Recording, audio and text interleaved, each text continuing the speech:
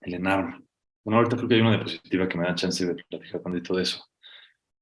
Qué momento el ENARM para todos, ¿no? Para todos. Yo también ahí estuve hace unos años. Em, Como que de entrada está muy mal, ¿no? Es como un paso para poder ser especialista que está forzadísimo. Este país tan lindo y tan terrible al mismo tiempo. Em, no creo que estoy echando choros y nada más. 2 minutitos más y empezamos. Eh, pero pues, es como un rite of passage, como que tenemos que hacerlo. Es como, entrena, para mí es como la culminación de una vida de haber sabido aprender cosas, ¿no? Y saber estudiar. La verdad es que esa es una habilidad que sí está muy cañona en medicina. Saber aprender, saber estudiar, nos ayuda a la fecha. O sea, yo que estoy practicando ya, o sea, estuve un ratito en el ISSSTE y ahorita estoy ya nada más en privado, que estoy muy contento. este, Sigo aprendiendo todo el tiempo, ¿sabes? O sea, todos esos consejos que que nos daban en el internado pues sí, de ver pacientes y estudiar el tema y cada vez estar como dándole vueltas, o sea, si no lo hicieron, en el internado lo van a hacer en su práctica, porque, pues, sí, a veces te llega algo que como que dices, "Uf, ¿cuál era el tratamiento de esto?" O, "Ay, ya no me acuerdo bien exactamente la fisiopatología de esto", y como que pues te pones a leer, y si traes el hábito, si traes el ritmo más o menos, como que avanzas padre. Entonces, para mí el enano es eso, como la prueba de qué tan bien hacemos la aprendida. Porque al final del día yo no pongo ungüentos de derma, ¿sabes? O sea, yo hace mucho que no interpreto un electro, pero para el ENARM, qué bien lo voy a hacer, ¿sabes? O sea, entonces como que véanlo así. Es nada más como el examen de ver qué tanto sabemos aprender, no hay más. Y no solamente aprender medicina, porque no, es aprender el ENARM, porque ya saben que el ENARM, como se hace, se junta gente de generaciones en realidad más grandes a hacer preguntas que ya ahorita, muchas, si las analizas, se sienten bastante obsoletas, ¿no?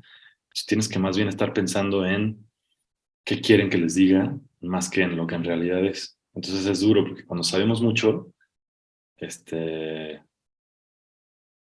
como que las preguntas se vuelven más capciosas, ¿no? En fin, bueno, sales, 10:05. Entonces vamos a empezar. Espero todos bien, espero todos me escuchen bien. Si no, por favor, díganme. Y vámonos, aquí está ya la presentación. Hola, Javier Contreras Orozco, ¿cómo están? Ginecólogo obstetra y cirujano endoscópico. Entonces, justo, ¿no? De lo que les venía platicando. El ENARM contra la práctica médica es otro rollo, la verdad es que no es lo mismo. O sea, el ENARM no te prepara para ser doctor, tú te preparas para el ENARM y luego ya, ¿no? El clásico, después se te olvidan un chorro de cosas, pues sí, claro, te las metes a la cabeza un chorro de información. Cuando estudias para el ENARM, como que la sensación que tienes que tener es, no manches cuánta medicina sea ahorita. Luego se diluye, porque así funciona, la memoria no es perfecta, ya saben cómo funciona, pero esa sensación tienen que tener, como no manches cuánto sé ahorita, es como el momento en el que más sé de medicina, estudiando para el ENARM. Si tienen esa sensación, les va a ir perfecto. Bueno, entonces, y acuérdense, ¿no? O sea, una cosa es ser crítico y pensar como quieren que pienses en el ENARM para contestarlo, y otra cosa es ser un buen médico. La verdad es que sí, hay una división muy tajante, entonces, pues bueno, ahorita foco absoluto de este examen tan famosamente terrible. Vamos a revisar algunos casos y vamos platicándolos, ¿no? Como justo como para dividir esta mentalidad de como qué es el caso y qué es el ENARM. Entonces, fíjense, caso número 1. Se ingresa una mujer de 24 años de edad al servicio de urgencias por dolor abdominal intenso, fosiliaca derecha, palidez de piel y mucosas, fiebre de 39 grados. A la exploración se encuentra resistencia abdominal, dolor a la palpación en fosa ilíaca derecha, signo de talopercusión presente, signo de rebote presente y se palpa una tumoración de 1.5 por 2 centímetros aproximadamente en el sitio doloroso. La radiografía de abdomen muestra líquido libre en cavidad. Tienen que volverse expertos en leer casos clínicos, ¿sí? Tienen que, o sea, lean casos clínicos. Seguro en sus preparaciones están haciéndolo. Justo en el app de RetroNarm son casos, casos, casos, porque su mente tiene que saber identificar como qué están leyendo, ¿no? Entonces voy a pasar a la siguiente. Es lo mismo, nada más que como que un poquito más detallado a lo que estamos buscando. ¿Qué importa? Pues sí, definitivamente que es una mujer joven, sí. Aquí les puse negritas que no, dolor abdominal, ¿no? ¿Entiendes? Fociliaca derecha, ok. Tiene un poco de fiebre. Además tiene resistencia abdominal, rebote presente, esa tumoración. De todo esto, pues ya todo el mundo estamos pensando abdomen agudo, ¿no? Está fácil, como que el examen te está diciendo, más te vale estar pensando en abdomen agudo porque ahí está muy claro, ¿no? Además estás en la sección de ginecología, qué joya, ya sabes que es una pregunta de ginecología, entonces es un abdomen agudo en ginecología. Entonces ya el estar haciendo apartados como eso en tu cabeza mientras lees, te va a salvar mucho tiempo y vas a ser mucho más eficiente, pues entonces mucho como esto. Justo así, como en tu mente tiene que estar subrayando estas cosas. Ahora, ¿por qué está teniendo este abdomen agudo? Pues al parecer están haciendo hincapié en un tumor, ¿no? En un tumor que está chiquito, 1.5 por 2 centímetros, como, ya sabes, ya de aquí vas descartando algunas cosas, ahorita hablamos más de eso. Em, Además, el caso te dice que ya tienes una radiografía de abdomen y que muestra líquido libre, que nada más es más datos de abdomen agudo, pero ya sabes que ya se tomó una radiografía y la pregunta del caso es, ¿qué estudio realizas a continuación? Entonces, qué importante, ¿no? Están pidiendo estudios en ginecología, están diciendo que ya hubo una radiografía y que no hubo un diagnóstico claro, ¿sabes? Entonces ya dejen de pensar en cosas de gastro. O sea, estamos en gine, ya hicieron una radiografía y no hay como una conclusión tal cual del caso. O sea, están pidiendo un estudio más. Entonces, ¿qué sabemos ahorita? Justo, estamos buscando qué estudio, ¿sí? Entonces, olvídense de que ya saben que es abdomen agudo y tal, ¿no? Estudios. Insisto, ya saben que es abdomen agudo, saben que es una mujer fértil, joven, entonces también aguas. Ya saben, siempre en ginecología, y aparte es mucho de generaciones pasadas, descartar embarazo casi siempre, ¿no? Que en el caso no dicen nada que pudiera hablar de embarazo. Los casos de embarazo son muy claros, te dicen festas, paras, cesáreas, o sea, como que van a estar viendo cómo el examen te va guiando muy cañón a los temas en los que quieren ellos que estés pensando. Entonces no piensen en todo al mismo tiempo, porque se van a tardar y se van a confundir. Ya nos dijeron que hay un tumor, ¿no? Y es ginecológico, porque pues no van a ponerte un apéndice en ginecología. Y ya se toma una radiografía y no se hace el diagnóstico. Entonces, ¿cuál es el siguiente estudio? Al final del día, tumores ginecológicos que pueden causar abdomen agudo, pues hay un chorro, ¿no? O sea, la realidad es que hay muchísimos. Digo, échenle una leidita rápido, una esquimeada rápido a esta presentación. Pueden ser cosas ováricas, definitivamente muy comunes. Puede ser tubáricas o tubováricas, o pueden ser algo que no sea ginecológico, que les digo, la verdad es que es raro que se los vayan a poner aquí. Y obviamente no creo que se vayan a ir a algo como tan intenso como un tumor de células germinales, ¿saben? Además, estos tumores no generan abdómenes agudos. De aquí la realidad es que ya para abdomen agudo no hay tantísimas opciones, pero bueno, tumores, ¿no? Fíjense cómo hay algunos de estos tumores no van a crecer tanto, o sea, no van a ser del centímetro y medio, 2 centímetros, pero bueno, definitivamente estamos pensando en algo tubovárico, yo creo, ¿no? Como que esa es la primera impresión del caso. Entonces, fíjense cómo se forman tumores en ginecología, ¿no? Y fíjense cómo, bueno, por lo menos masas, ¿no? Que se puedan palpar, porque en el caso se dice que o sea, se palpaba. Aquí tenemos, o sea, embarazos ectópicos que también pudiera ser, si hubieran hecho algún hincapié como con embarazo. Miomas, la realidad es que jamás van a causar sintomatología de abdomen agudo ni nada así, pero bueno, hay muchas cosas. Fíjense en este quiste de ovario tan grande, eso es como que puede ser, pero miren cómo esto está enorme, ¿no? El ovario mide más o menos justo como pues, sí, máximo 3 centímetros, así cuenta. Entonces, fíjense, rápidamente la respuesta del caso, porque esto está fácil, o sea, aquí voy a indagar un poquito más, porque insisto, es medio mi tema, y para que conozcan un poquito más, para que conozcan que si les ponen un caso de abdomen agudo o de tumor o de quiste ovárico en el examen, como que tengan un poquito más de herramientas. Pero rápidamente para aquí, en ginecología, el ultrasonido es lo más útil que hay para muchísimas cosas, ¿sí? Tanto ginecológico como obstétrico. Cuando estén en la sección de ginecología, ultrasonido casi siempre va a ser su primera opción. Así funciona. Aquí dice que el ultrasonido transvaginal y pélvico siempre es el estudio de erección. Para esto, para abdomen agudo, para ver justo ovarios, para ver útero, incluso si les dan opciones entre transvaginal y pélvico, casi siempre se tienen que ir por el transvaginal, porque es muchísimo más detallado y mucho más explícito, ¿sí? Entonces, piénsenlo así. No sé si que debería de estar dándoles un poco de imagen para que nos puedan platicar. Voy a intentar, a ver qué pasa. Se usan resonancias magnéticas en ginecología cuando el ultrasonido es indeterminante, ¿no? O sea, cuando de plano el ultrasonido no te da suficiente lectura, generalmente es porque el ultrasonografista no está rifando, la verdad. Entonces pides una resonancia, pero muy seguido es como, estás exagerando. Y más en un abdomen agudo, en ginecología, como que quieres resolver. Ginecología es muy quirúrgico, entonces no te quieres tardar con una resonancia, y las tomografías casi siempre se usan solamente para como estadiar el caso y planear una cirugía en temas de cáncer, ¿no? Entonces, ya, o sea, primera nota mental que tienen que tener ustedes es que en gineco, si les piden estudios de imagen, casi siempre va a ser un ultrasonido, ¿sí? Ahora, hablando de abdomen agudo en gine, les pongo algunos quistes, porque luego ya saben que en el examen de repente les abren imágenes para que vean algunas cosas. Entonces, digo, nadie es experto en ultrasonido antes de entrar a la residencia, después tampoco en realidad, pero los quistes se ven un poco así, ¿no? Solamente estas imágenes hipoecoicas, de diferentes tamaños. Aquí están medidos, fíjense, aquí está bastante grande ese quiste de la derecha, 4 por 3 por 4 centímetros. El que estamos buscando es más chiquito. Entonces los quistes ováricos sí pueden crecer un poquito más. Entonces por eso este caso a mí no se me hace tanto solamente un quiste. A mí en lo personal se me hace más una torsión ovárica, pero ahorita platicamos más. Quistes complejos. Eh, de sintomatología van a ser lo mismo, si acaso. Ya aquí hablamos en como probabilidades de cáncer y como más estadiajes, que pues, para que lo sepan, la diferencia. Quistes de inclusión también pudieran ser. Endometriomas que se ven muy diferentes, ¿no? Como con esta tinción más gris, como más mate, clásica imagen de pues, sangre ahí adentro de un quiste, endometrioma. Ahora, para que sepan, insisto, en este caso voy a indagar un poquito más, en los demás sí voy a hablar un poquitito menos, para cuidar tiempos.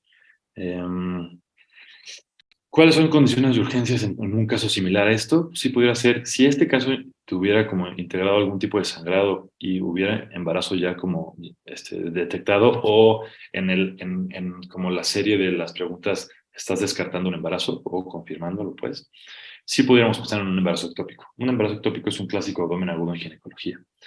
De cualquier manera, el ultrasonido es lo que pides, ¿no? Y el ultrasonido te sirve también para descartar el embarazo tal cual, ¿sí? Incluso cuando es extrauterino.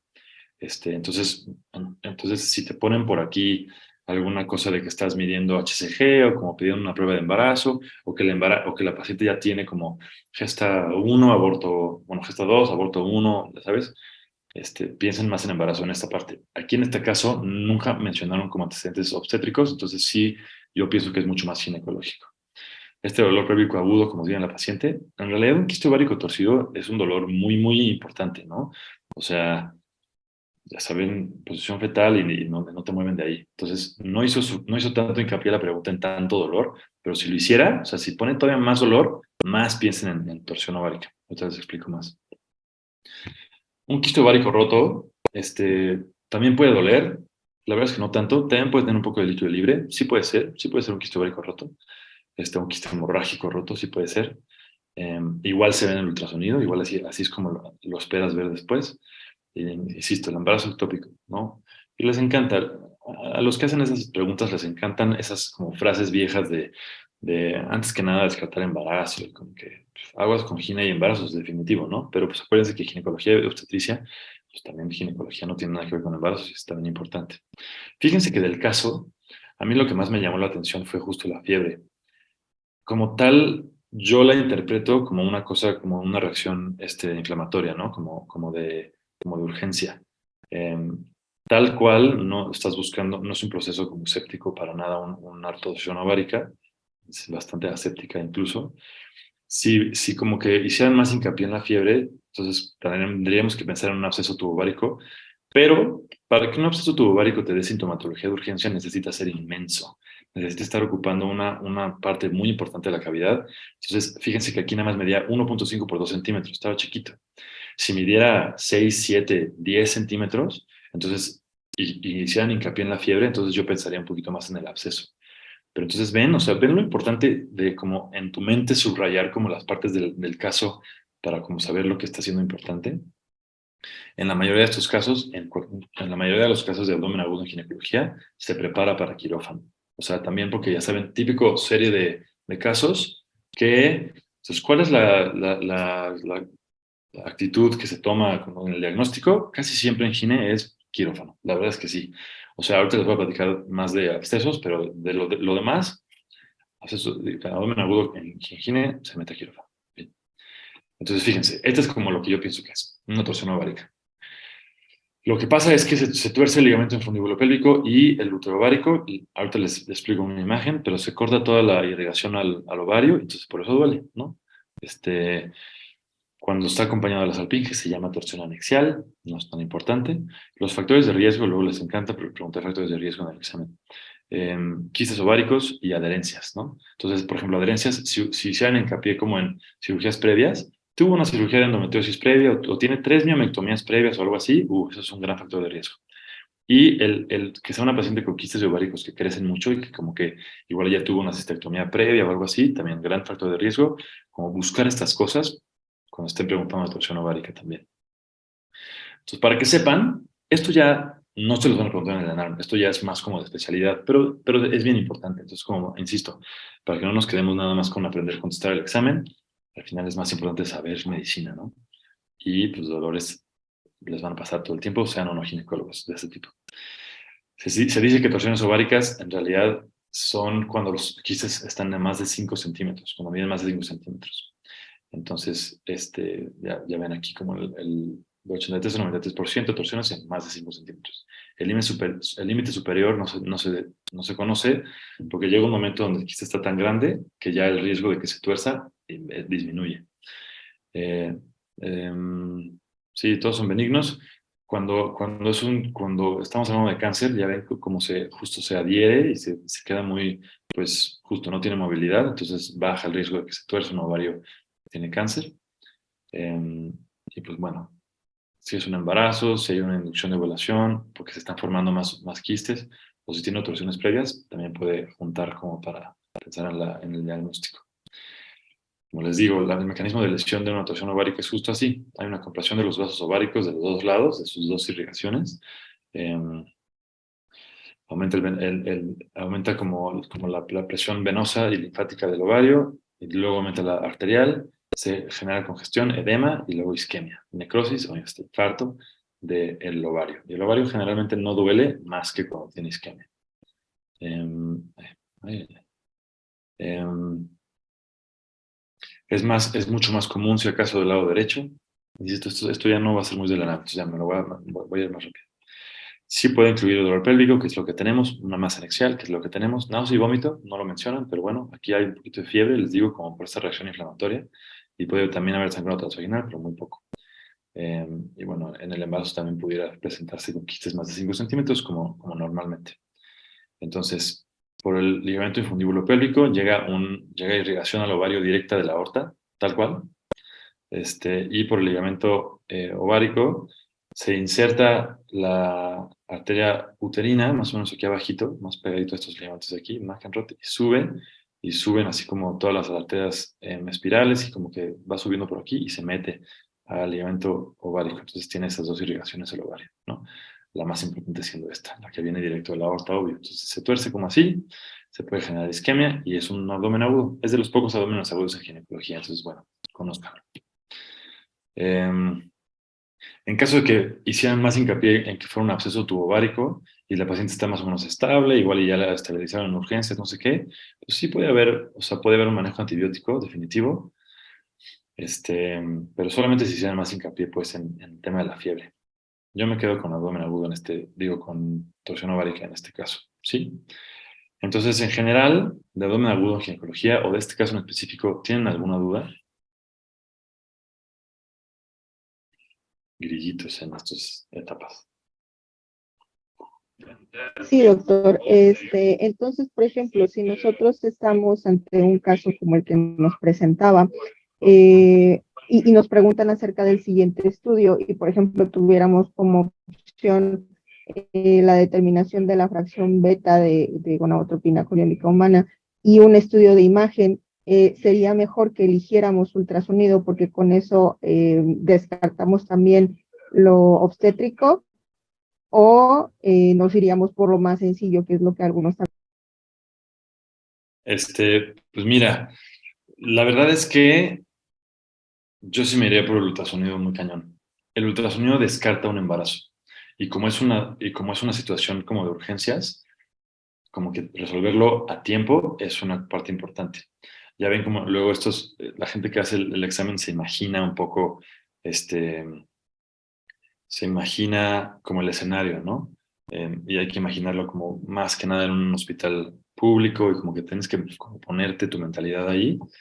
Muchas veces el ENARM, digo, los que ya lo hayan hecho, lo saben también, de repente sí hay como una diferencia entre, a veces, como estudios y como laboratorios, como que a veces sí hacen ese hincapié. Para mí, te están avisando que la radiografía salió de tal manera, como un estudio, se me hace un estudio más como de gabinete, ¿sí? Entonces, sí, definitivamente yo creo que por aquí nos iríamos más ultrasonido.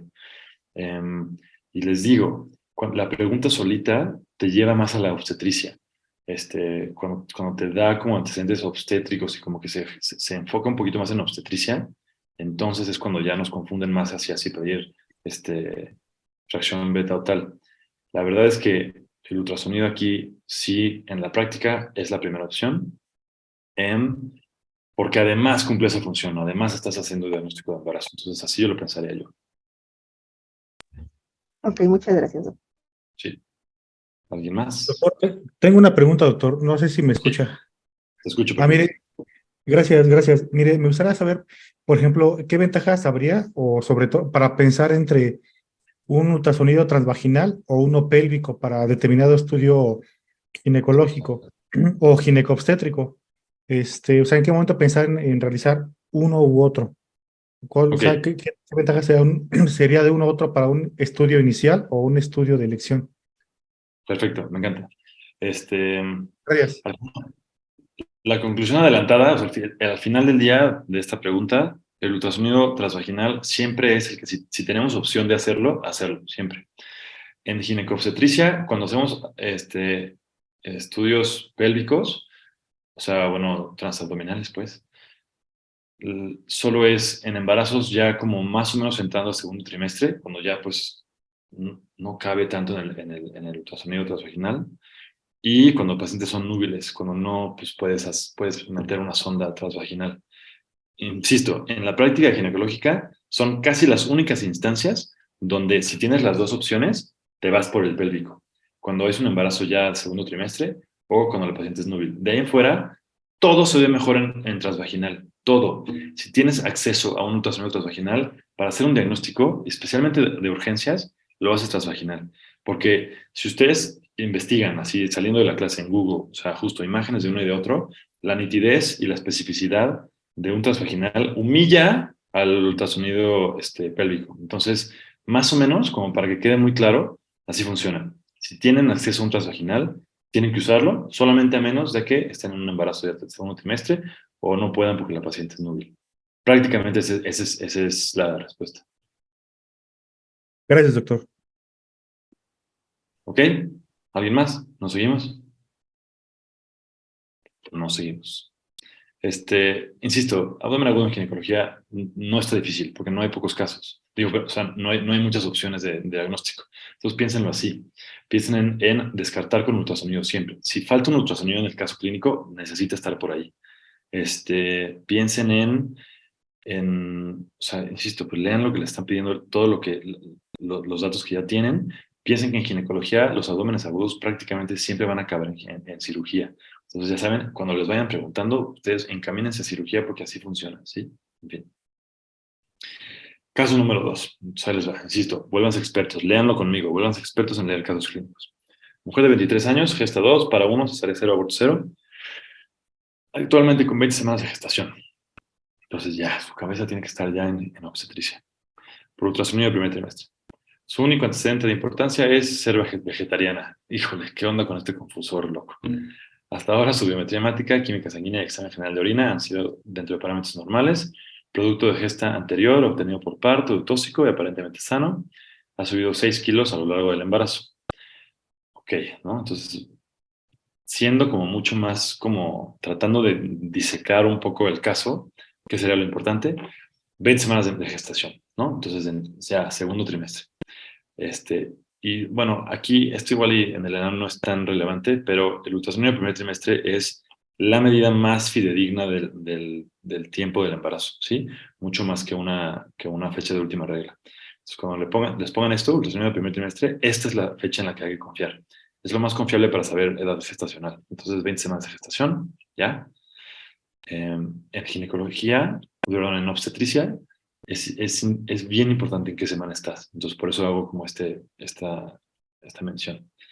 Luego, están parámetros normales. Al parecer te están platicando que es un embarazo pues, no evolutivo. La realidad es que no hay nada. Lo único que te dicen es lo de ser vegetariana. Ahorita vemos si es un distractor o no.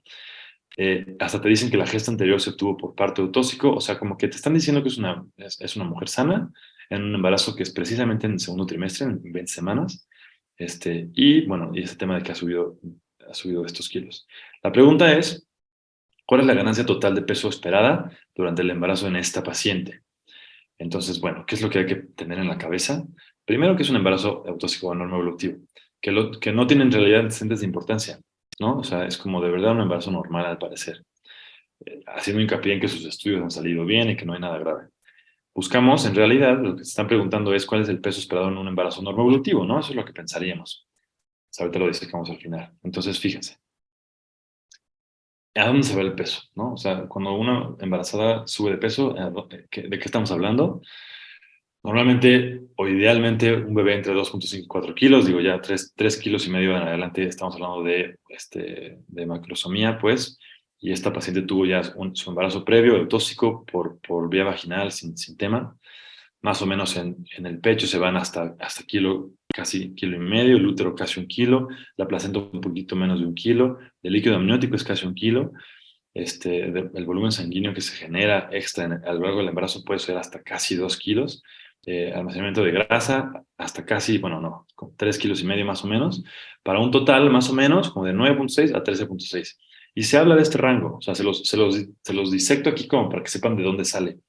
Pero sí se habla mucho de estos como 9 a 13 kilos en el embarazo, fíjense. Además, y según práctica clínica, todo esto es muy de práctica clínica, se los prometo. Hice como hincapié en revisar lo que dicen las prácticas clínicas, a pesar de que son imposibles de leer. Mucho el peso en el embarazo se define por qué peso empezó en el embarazo, ¿no? Para índices de masa corporal bajitos, más o menos tenemos permitidos como hasta 18 kilos. En un peso normal, 11 a 16. Decíamos que 9 a 16. 16 es como un número que van a tener como muy presente en esto de los pesos ideales en el embarazo. Para una paciente con sobrepeso, un poquito menos, 7 a 11 kilos. Y una paciente con obesidad, 5 a 9 kilos. El peso en el embarazo se calcula, o sea, cuando lo haces de nutriólogo como obstetra, es mucho con el peso ideal. Se calculan pesos con peso ideal. Entonces, al final del embarazo, si ya tienes un sobrepeso, pues obviamente no vas a permitir que haya un aumento tan importante de peso y como medidas nutricionales van a seguir vigentes a lo largo del embarazo, justo para quitarte riesgos de pues, diabetes gestacional, incluso de trastornos hipertensivos y más cositas ahí en el embarazo. Entonces, aquí en nuestro caso no nos detallan cuál es el peso inicial de la paciente o cuál fue el peso, ¿no? El único dato de peso que nos dan es que para la semana 20 ya subió 6 kilos, que ahorita vemos si está bien o mal. Por ejemplo, en embarazos gemelares, si les dijeran de gemelares, sí el aumento de peso se calcula pues, más alto, ¿no? Porque ya vimos cómo se diseca este tema de los pesos. Pues sí, con 2 placentas, con 2 bebés y un poquito, o sea, como de exagerada la reacción justo placentaria y endocrina del embarazo, sí pudiera haber más acúmulo de sangre, más acúmulo de grasa. Entonces, nada más para que sepan, y si algún caso se les presenta que es un embarazo gemelar, sí sepan que el peso se puede pensar hacia más peso, ¿no? Peso normal hasta 25 kilos, imagínense. Sobrepeso, 23 kilos. Obesidad, 19 kilos, en este rango, que siempre es lo ideal. La realidad es que en medicina lo ideal es muy diferente a lo real, pero bueno, sí están preguntando como cosas ideales, ¿no? Ya en su práctica lo verán diferente si acaso. Ahora, ganancia de peso por trimestres, que esto me parece que es un poquito más relevante para el caso y para que lo sepan. En el primer trimestre no se espera en realidad un aumento importante, ¿sí? Como que los requerimientos del embarazo son mucho más hacia desarrollo, más que en crecimiento, ¿no? Entonces el primer trimestre más o menos se espera como medio kilo a kilo .8 según esto, ¿no? Esto hablando de casi, digo, ya sin tener que disecarlo por índices de masa corporales. Y aquí, en el segundo y tercer trimestre, parejo, se calculan más o menos como 500 gramos por semana. Entonces, pues ya, si son 13 semanas por trimestre y son 26 semanas de los dos trimestres, entre el segundo y el tercer trimestre se esperan 13 kilos, ¿no? Entonces ya veíamos en este rollo, ¿no? O sea, de 11 a 16, pues esos 13 kilos ahí quedan, más un poquito extra del primer trimestre, entonces sí como que quedar en este rango es lo ideal, hablando de un peso normal. Ahora, para la pregunta, para lo que nos están diciendo, ¿no? ¿Qué estamos pensando? Nos están diciendo que es un embarazo normoevolutivo, sí. Entonces, ¿qué? Vamos a decir que es una ganancia de 11 a 16 kilos. Aquí me imagino el examen siendo un desgraciado y poniéndote opciones así como de 14, 15, 16 kilos. ¿Qué pones? Ah, malditos. Ganas de que justo sea imposible este examen, pero bueno. Si nos estuvieran preguntando solamente un embarazo normoevolutivo, pues sí, si hubiera un rango similar a este, sería el indicado, ¿no? 16, 11, 16 kilos, porque asumimos que es una paciente que es perfectamente normal, además es vegetariana, pero no nos dicen que esté como baja de peso, entonces pensamos que está bien. Si se estuvieran quejando de este vegetarianismo, pues no pondrían que los estudios de laboratorio estarían perfectos, ¿no? O sea, para la gente que odia a los vegetarianos, por ahí pondrían que tener alguna deficiencia proteica o alguna cosa así. Entonces, tal vez asumiríamos que estuviera baja de peso, pero aquí no tenemos nada de eso. No sumamos nada extra, ¿sí? Solamente lo que está en el caso. Eso es bien importante. Solamente lo que está en el caso, asúmalo. Todo lo demás, asúmalo normal, porque, o sea, así nos hacemos 100,000 bolas y nos tardamos tiempo en contestar el examen. Entonces, solamente la información que nos dan. Este, dato importante, así lo pensaría yo. Ya tiene 20 semanas y ya nos dijeron que ya tiene 6 kilos arriba. Que la realidad es que no lleva, o sea, que el primer trimestre acabó en la semana 13, 14, 15, 16, 17, 18, 9, 20, son 7 semanas. Si son 500 gramos por semana, entonces son que 3 kilos y medio. Entonces, 3 kilos y medio tuvo que haber subido pues 2 kilos y medio en el primer trimestre para tener 6. O sea, como que sí está subiendo de peso un poquito rápido, pero bueno. Lo que importante es que faltan 20 semanas, entonces ya vimos que 500 gramos por semana son 10 kilos que le faltan. Entonces, si ya tiene 6 kilos en ese momento, en la semana 20, y pensando que va a llegar a la semana 40, ¿no? Ya vimos que tuvo un embarazo previo, que fue parto, que todo fue eutóxico, entonces pues, esperemos que sí. Más o menos le faltan 10 kilos, entonces sumaría 16 kilos, que al final queda más o menos en este rango, ¿no? Entonces, como que pudiera ser fácilmente capciosa esta pregunta, pero yo sí me quedaría como en este rango. Ojalá que en las respuestas no den opciones, insisto, de varias opciones que queden en ese rango. Igual y ya para disecarlo yo me quedaría con más o menos los 16 kilos, igual y si va a subir suficiente. Entonces todo lo del vegetarianismo sí me parece que fue un gran distractor. Como ven, preguntas de ganancia de peso en el embarazo, o de este caso. Buenos días, doctor. Tengo una pregunta. Eh, ¿Tenemos alguna variación en cuanto al peso? ¿Variación en tanto el peso? ¿En qué sentido? En cuanto a los embarazos gemelares, por ejemplo, aquí nos había comentado que son 500 gramos por semana a partir del segundo trimestre, pero en los embarazos gemelares tenemos alguna determinación similar. Claro, definitivo. O sea no les tengo exactamente la ganancia ponderal. La realidad es que ya puede no ser, como puede variar un poquito más. Entonces no hay como una cifra como tan fácil de aprenderse como esta. No creo que les pongan a calcular pesos en un embarazo gemelar. O sea, no me gustaría confundirlos como con más datos porque ya se complica un poquito más calcular los pesos en un embarazo gemelar, pero vean en esta diapositiva cómo sí se espera un crecimiento bastante aumentado. Entonces, no creo que en el ENARM vayan a ser como específicos. O sea, ya sabes, si me preguntaran, si hubiera una pregunta de cálculo de peso en un embarazo gemelar, la verdad es que eso es una pregunta más como de consejo de gine. Se me haría la locura que les preguntaran algo así en el ENARM. Solo sepan que en un embarazo gemelar sí hay un peso esperado más alto, ¿sí? Como que no los quiero confundir con más cosas, porque ya no es así de fácil, como 500 gramos por semana en un embarazo gemelar. Pero sí hay un aumento de peso diferente. Gracias. Y por ahí había otra pregunta por ahí. Sí, buenos días, doctor. Es que había visto en las guías de práctica clínica que si una paciente tenía obesidad ¿Mm? antes del embarazo, de hecho no se recomendaba que tuviera ganancia de peso, ¿no?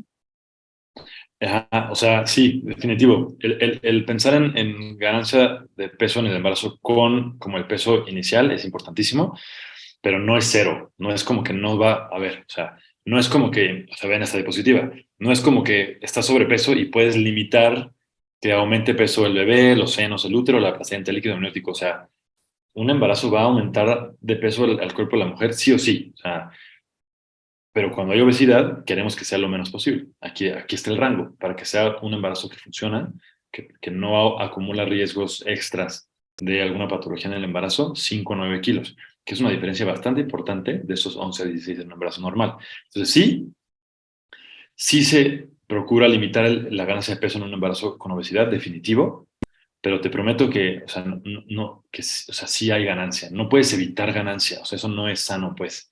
El bebé tiene que crecer, el embarazo tiene que generar leche, grasa, sangre.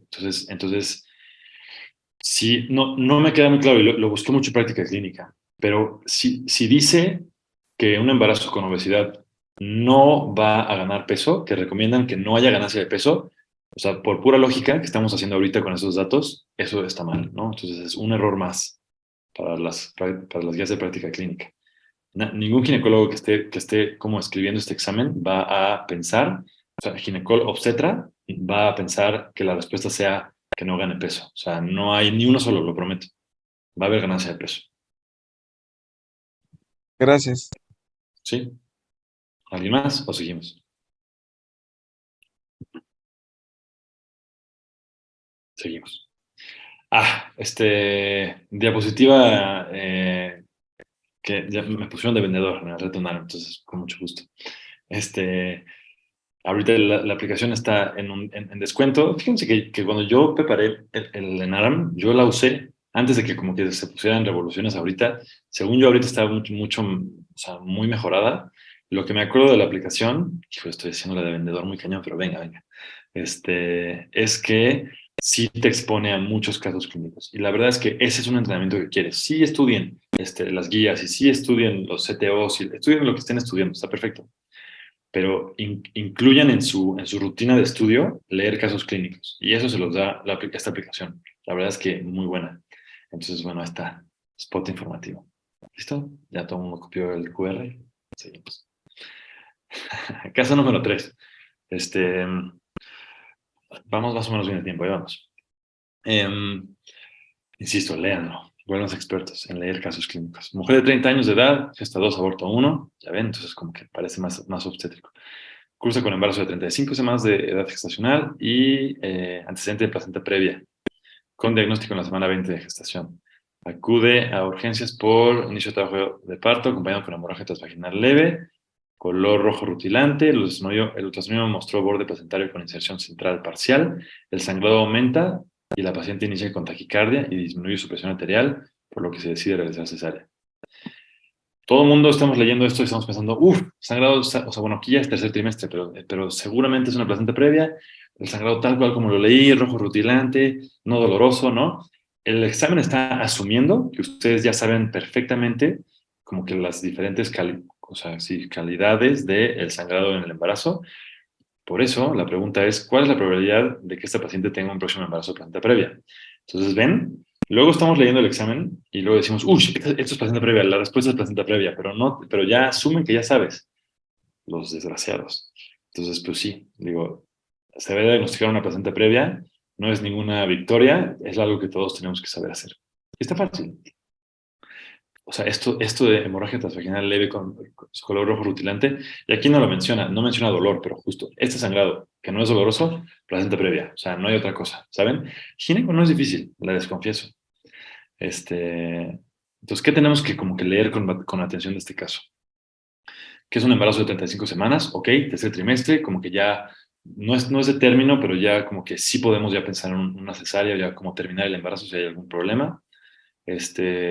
Ya tiene antecedente de placenta previa, gran antecedente para una placenta previa en este embarazo, aunque la última placenta previa fue en un aborto. Entonces, ahí como que mete un poco, se pone interesante como para mi mente de ginecólogo, pero seguramente para la mente de la gente que está haciendo el ENARM no me parece que fuera como tanto. Ahorita vamos a platicar, pues, de cuáles son los antecedentes más importantes para placenta previa, más relevantes. En fin.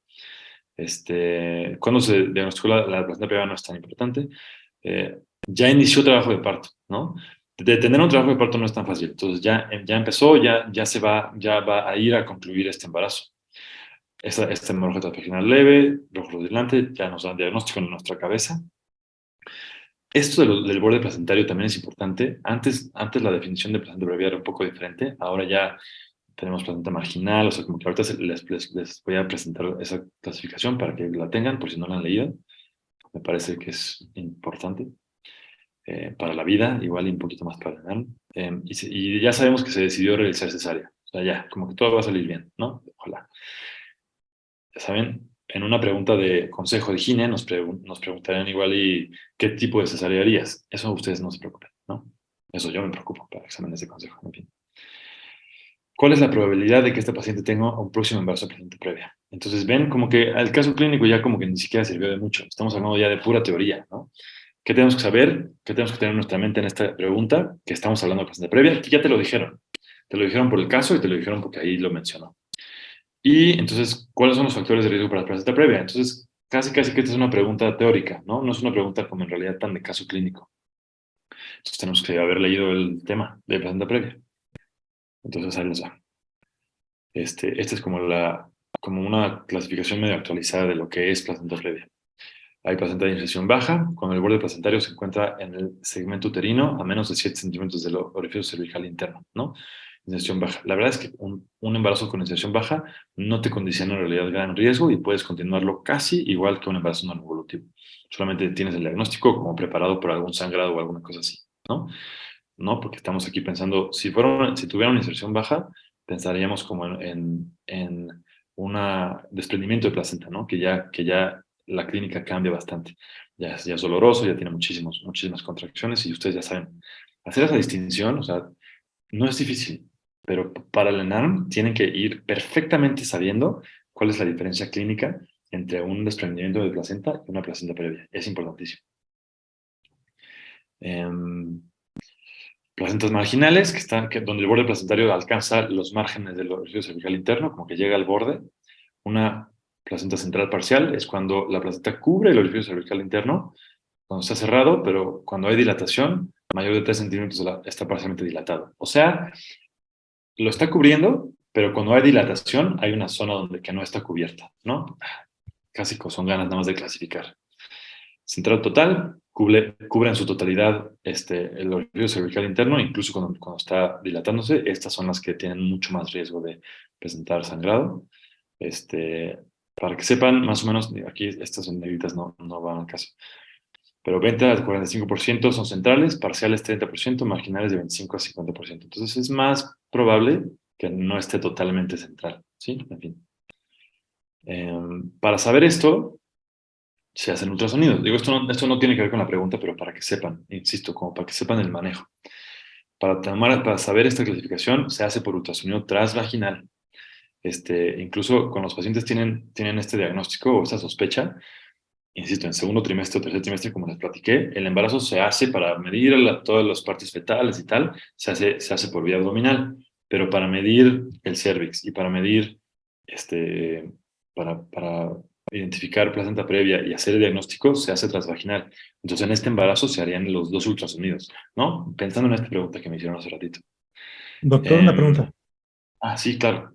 Sí, o sea que, por ejemplo, en este caso de placenta previa, aquí sí sería válido como estudio inicial el ultrasonido transvaginal, ya sea igual en el segundo o tercer trimestre. En cualquier otro caso, pues ya ahí sí no, pero aquí sí. Exacto. Entonces, recapitulo como este mensaje. Los ultrasonidos para revisar todo lo obstétrico, todo lo como fetal, ya cuando el embarazo pasa desde el primer trimestre, se hacen abdominales.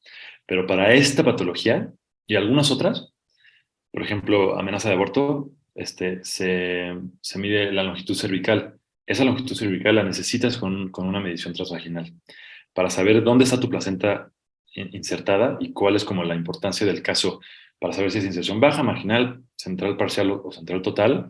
Haces un ultrasonido transvaginal.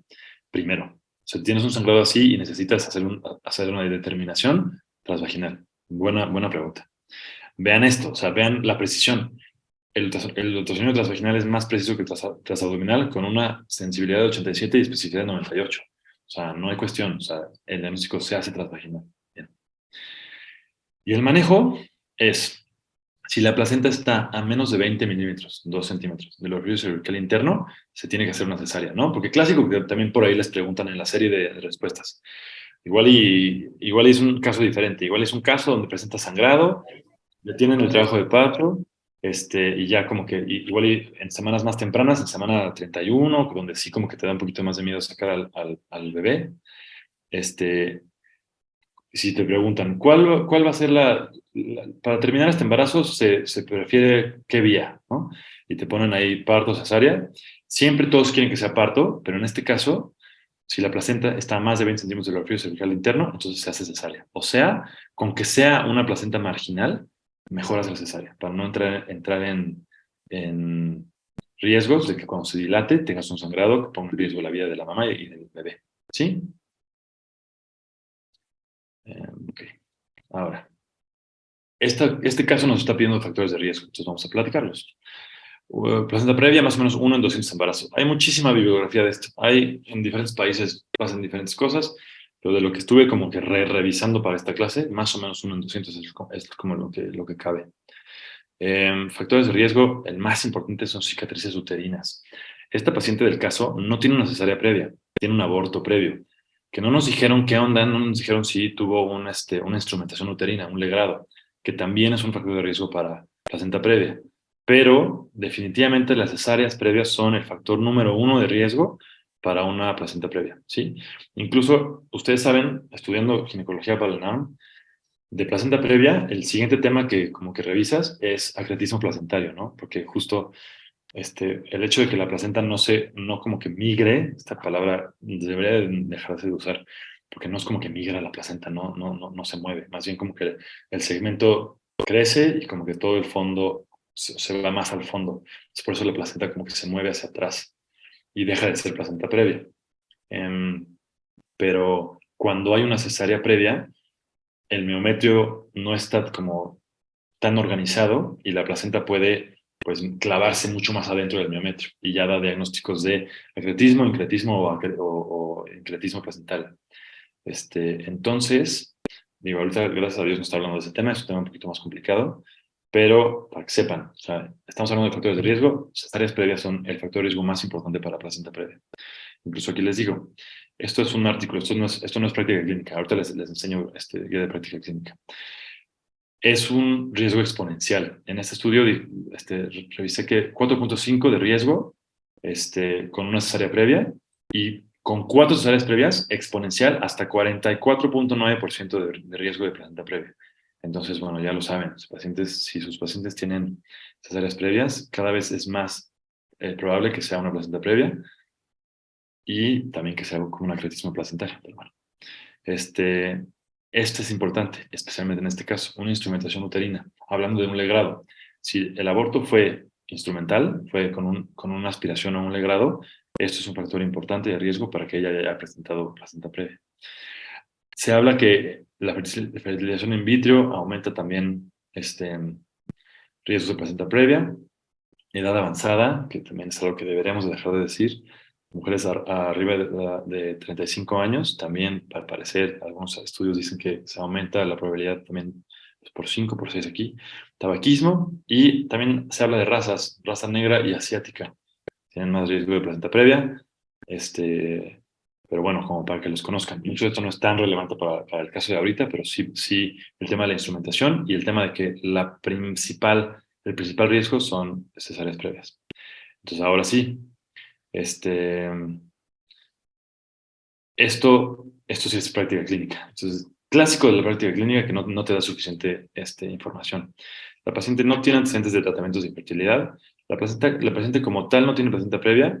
Podríamos asimilar una placenta previa a una instrumentación. Entonces, yo como que pensaría un poco en esto. No tiene edad materna avanzada y no nos dice si fuma o no. Entonces, eso es lo que dice la práctica clínica. No nos ayuda para nada para resolver la pregunta. Da coraje. Pero yo me quedaría más o menos con el de placenta previa. O sea, si están haciendo como el hincapié de que la pregunta es, ¿cuál es la probabilidad de que esta paciente tenga un próximo embarazo? Perdón, con placenta previa, a ver, perdón. Sin duda pensamos en este odds ratio de 1.76, porque ya dijeron en el caso que después de esta placenta previa le hicieron una cesárea en la semana 35, ¿no? Entonces ya sabemos que se hizo una cesárea. Entonces es el único dato que nos dan para saber cuánto riesgo va a tener en la siguiente. ¿Cuál es la probabilidad de que esta paciente tenga un próximo embarazo con placenta previa, ¿no? O sea, ya su tercer embarazo.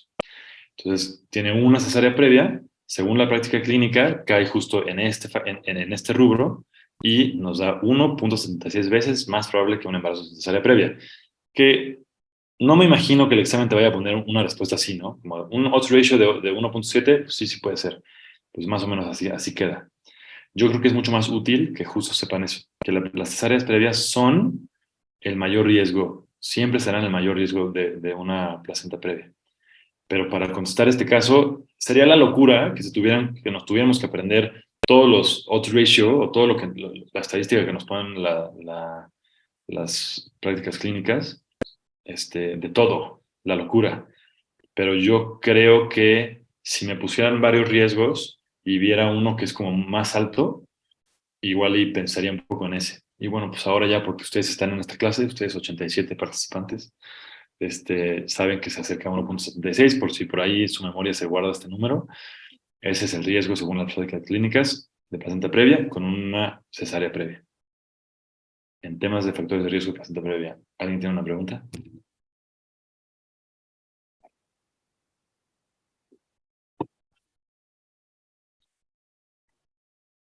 Miren, si no hay preguntas está perfecto. No es un tema difícil. Generalmente es un tema que se maneja como de sangrados del segundo trimestre. En este caso fue el tercer trimestre, y está bien. Pero esos sangrados del embarazo son pocos. Estúdienlos bien. No está difícil. Sepan diferenciarlos muy bien. Y sepan de qué se tratan, porque sí les van a venir muchas preguntas de eso, de sangrados en el embarazo, muchas. Sangrados en el embarazo, tienen que saberlas muy, muy bien, ¿ok?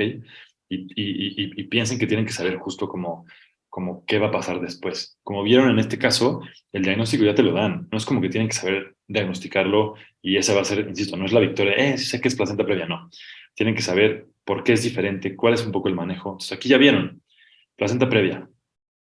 Generalmente se va a hacer un diagnóstico por ultrasonido. Generalmente vas a buscar que sea una cesárea más o menos de urgencia, ¿sí? Si el sangrado es muy abundante, al final del día, o sea, tiene que ser una cesárea. Acuérdense, o si no lo saben, aprendan que las arterias uterinas hacia el final del embarazo tienen un flujo más o menos de 500 mililitros por minuto. Entonces, en temas como de urgencias, una placenta previa es esa regla de como que el tiempo es oro, ¿no? Porque imagínense que cada minuto se están yendo cerca de 500 mililitros de sangre. Y una paciente embarazada, de una estatura promedio, de un índice de masa corporal promedio, tiene que unos 6, máximo 7 litros de sangre. Eso quiere decir que en 14 minutos ya se quedó sin sangre, ¿sabes? Se murió la mamá y el bebé. Entonces, sin duda, cuando tengan estos tipos de sangrados de placenta previa, rojo rutilante, no doloroso, sí piensen en que es un rollo de actuar muy rápido, ¿sí?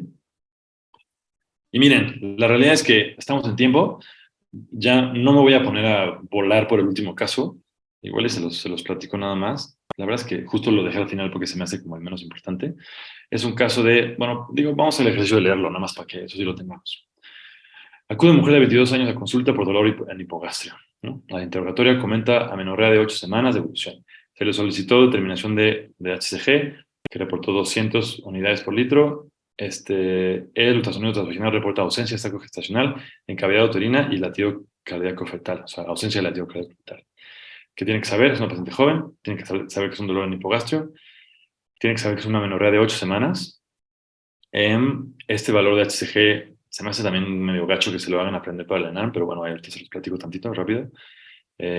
Y que no hay saco gestacional y no hay latido cardíaco, ¿no? La pregunta es, ¿cuál de las siguientes es una contraindicación absoluta para el uso del fármaco indicado? Se me hace una pregunta muy gacha, o sea, hay muchísimas de estas en el examen, pues, pero están asumiendo que ustedes ya determinaron que el embarazo está suficientemente pequeño para hacer un aborto inducido por medicamentos. Digo, esto lo voy a hacer rápido porque ya no nos da tiempo de hablar de esto, pero bueno. Entonces, insisto, ya sabemos que es un aborto diferido, 8 semanas. Entonces, ¿cuál es el fármaco de elección y sus cualidades farmacológicas? Es la locura que tengamos que aprendernos esto. Sí, no nos da tiempo de esto, pero bueno, esos 200.000 unidades, fíjense que estaría pensado como para un embarazo de menos de 5 semanas, o incluso, sí, como por aquí, ¿no? De hecho, se usa para criterios de como embarazos ectópicos que no se ven y como este tipo de cosas, pero esta es una paciente que está en semana 8, ya debería tener, pues, por lo menos arriba de 4.000 unidades internacionales por mililitro de hormona clónica humana. Entonces, definitivamente este embarazo no se perdió ayer para sus 8 semanas, se perdió mucho antes. Incluso tanto que ya ni siquiera se ve ¿qué?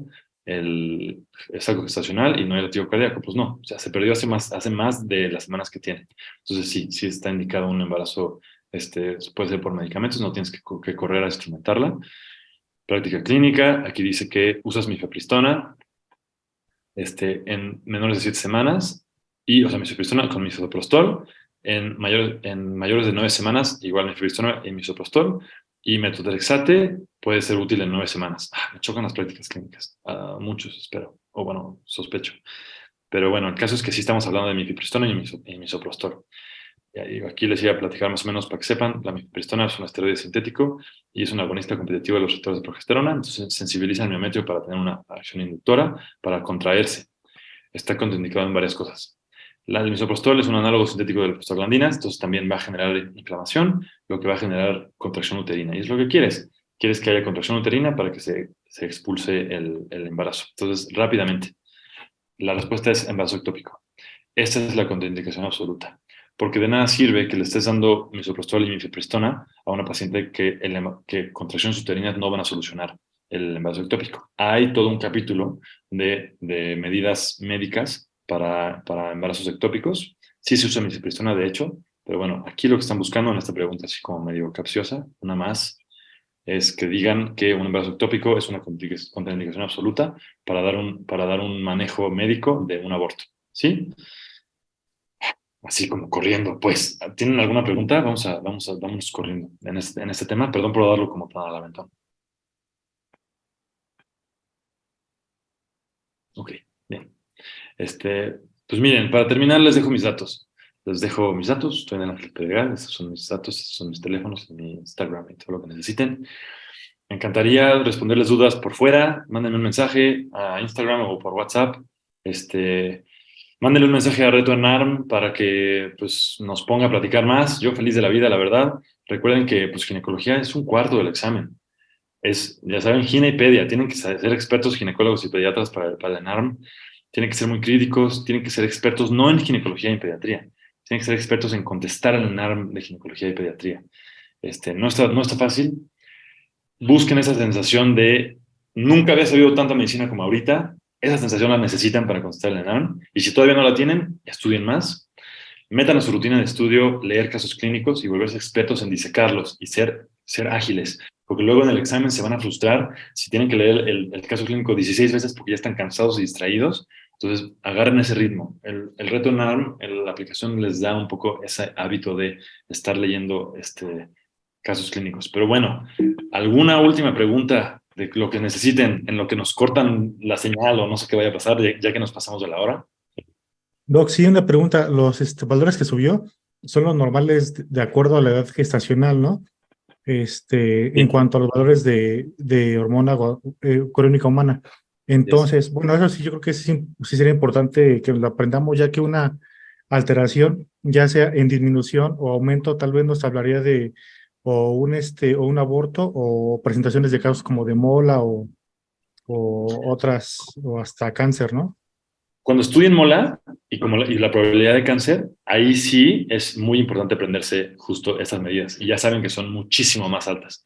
Un poquito como el tip para mola es que la hormona clónica humana va a ser mucho, mucho más alta, exponencialmente más alta de lo que ustedes esperarían para un embarazo normal. Entonces, esa es una manera de hacer diagnóstico. Muy buena pregunta. Sí chequen eso y ubiquen que en mola va a subir muchísimo. Y justo en abortos diferidos como la hormona clorhénico humana va a empezar a bajar. Incluso si hay duda de si es un aborto o no, porque no se escucha el latido fetal, pero igual no se debería escuchar todavía, se toma una medida de hormona clorhénico humana cuantitativa, muy importante, para saber, y a las 24 horas, si disminuye, es que ese embarazo ya no es viable, es que ya hay un mecanismo de aborto. Entonces, pues sí, ahí se los dejo para que le tomen foto o lo que sea. Así son los rangos de HCG. Sí, doctor, muchas gracias. No, a ti.